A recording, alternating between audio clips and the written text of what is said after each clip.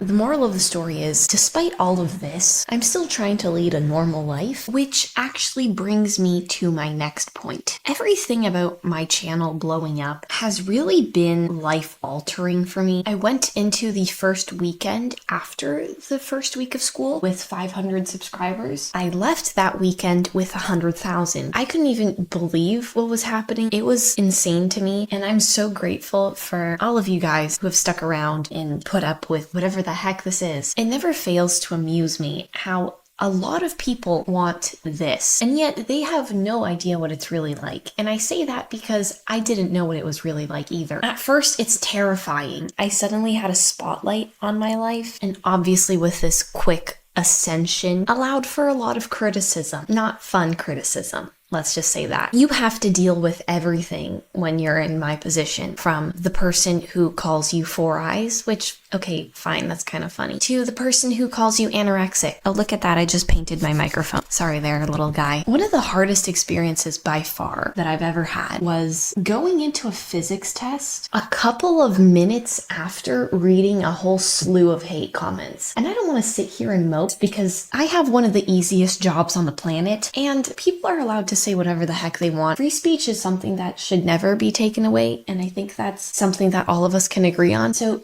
people should be allowed to say whatever the heck they want, but that doesn't mean it doesn't hurt you still. And you have to deal with it. It's just one of those things in life that you have to swallow and make sure you don't barf it up. The internet is this great, big, beautiful, but very ugly facet that allows people to express their opinions without being held accountable for them.